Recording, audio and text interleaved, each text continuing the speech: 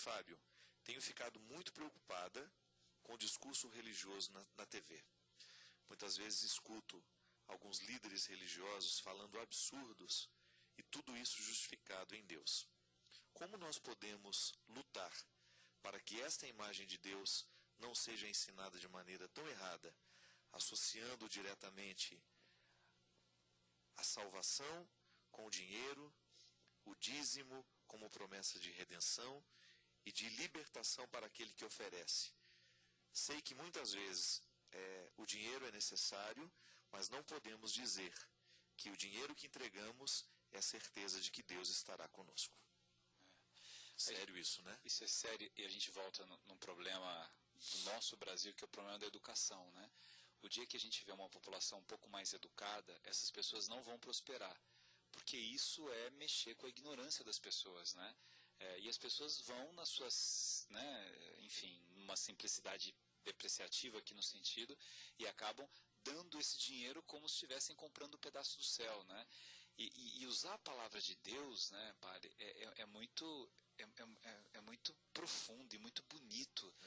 Usar o nome de Deus em vão é uma tristeza. Isso vale para todo tipo de discurso. Tem gente que usa Deus para dizer que o outro está condenado, porque a outra que usa aquele vestido está condenado, porque o outro que não sei o quê. Essa gente que às vezes tem termômetro de santidade de um lado ou de outro. Quem vem a essa igreja está salvo, quem não vem está condenado. E a gente se coloca como semideuses, né?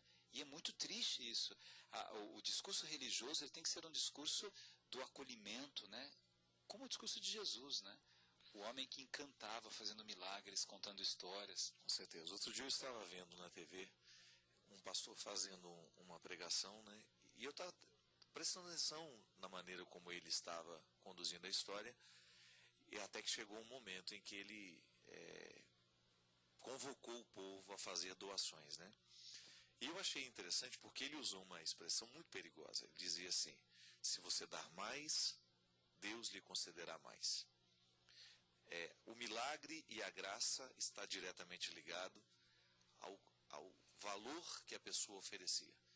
E eu fiquei recordando, né, tudo aquilo que eu estudei na teologia, o conceito de graça, né?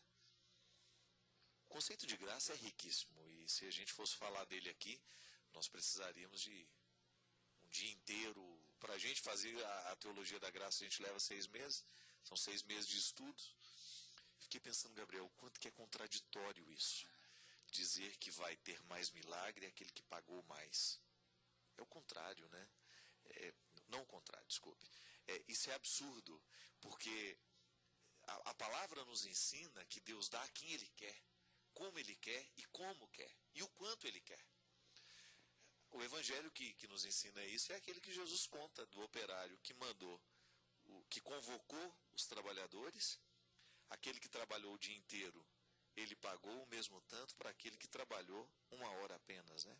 Aí um vem reclamar assim: mas como é que pode ser justo você dar o mesmo tanto que você deu àquele que trabalhou menos para aquele que trabalhou mal? Olha, o dinheiro é meu, eu faço com ele o que eu quero. A graça é minha. A graça é minha. E é interessante porque às vezes nós escutamos o discurso que contradiz essencialmente aquilo que nós sabemos sobre Deus e que foi revelado em Jesus. Interessante, Gabriel, porque qual que é o nosso referencial de verdade? É Jesus. A compreensão de todo o processo, né, da revelação de Deus na história, Deus começou a se revelar na história desde que o mundo é mundo. E a capacidade do homem de compreender essa revelação sempre foi limitada.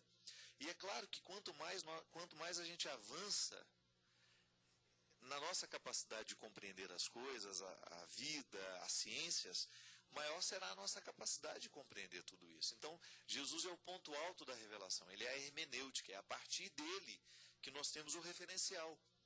Então, se isso contradiz o que Jesus ensinou, nós precisamos jogar fora. Tudo aquilo que é contraditório à palavra de Jesus, nós precisamos jogar fora, mesmo que ele esteja saindo da palavra de padres e autoridades religiosas. Eu não posso, a igreja jamais vai ensinar uma verdade de fé que contradiz o que Jesus disse. E a palavra daquele pastor estava contradizendo o que Jesus nos ensina sobre Deus. Deus é amor. E aquele que ama, ama sem ter que explicar por que ama, né? Porque essa palavra está diretamente ligada ao processo da salvação.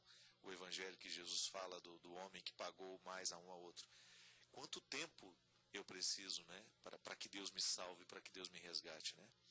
Isso é muito interessante, porque digamos que a minha mãe passou a vida inteira vivendo uma vida de obediência a Deus e de vida em Deus, e de repente aquele que não viveu nada, mas se converteu no fim, vai ter o mesmo prêmio.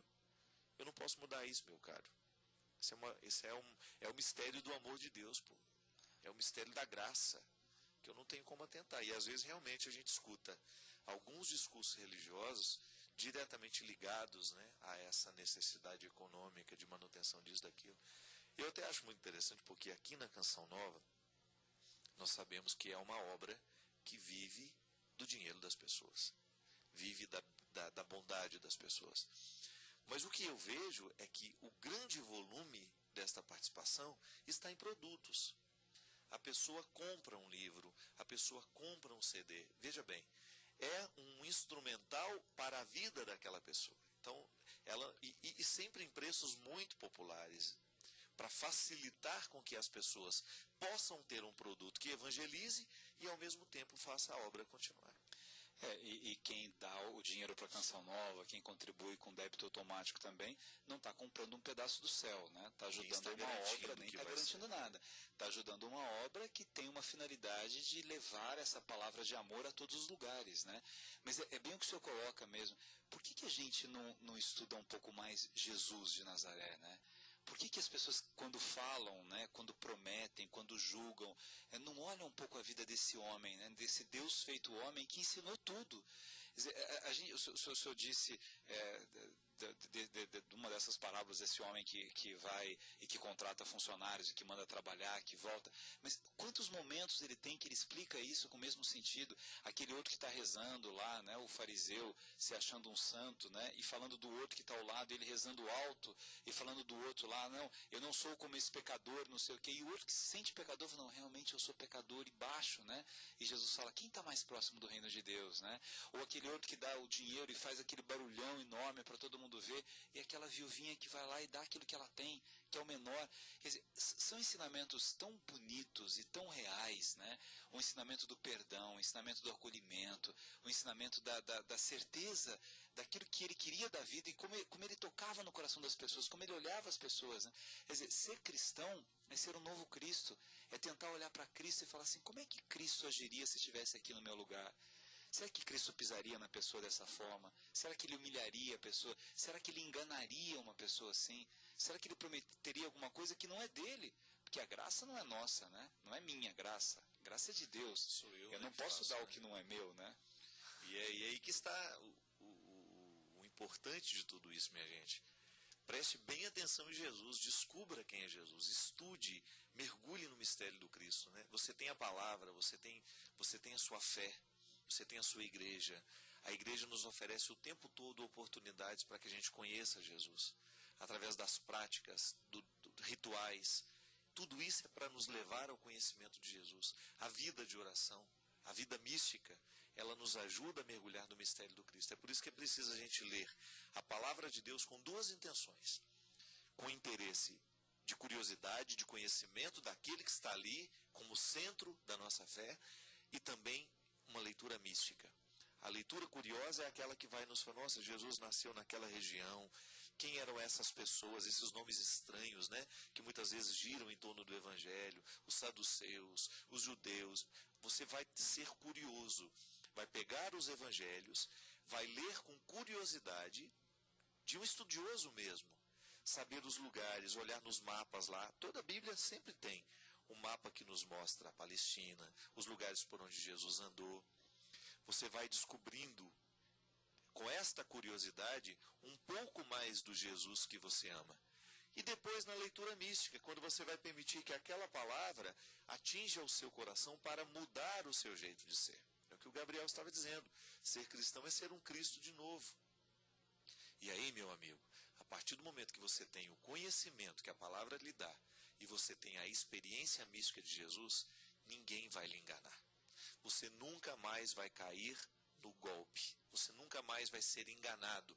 Você nunca mais vai ser refém de muitas vezes de uma religião que está usurpando e retirando de maneira muitas vezes desonesta e comercial aquilo que é o sustento do nosso povo. Nosso povo é um povo simples, né? E é lamentável a gente muitas vezes ver que a pessoa passa fome para entregar nas mãos do líder, né?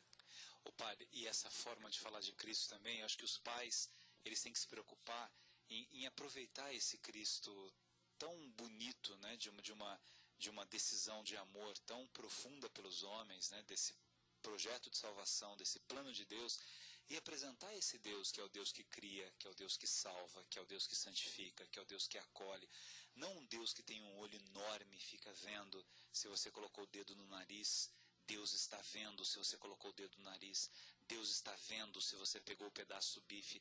Deus, quer dizer, você acaba, e a educação é tudo, você também disse no começo aqui, quando a gente vai ficando mais velho é mais difícil de mudar. A criança está com os poros